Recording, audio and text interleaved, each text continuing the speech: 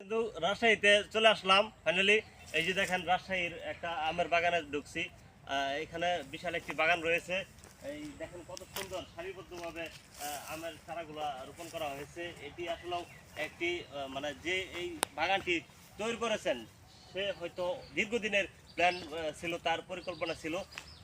আসলে যদি এটা মনে হচ্ছে যে রাজশাহী, কিন্তু আসলে রাজশাহী না, সে চালের গাড়ি অবস্থিত এনআরবি গ্রুপের একটি প্রজেক্ট।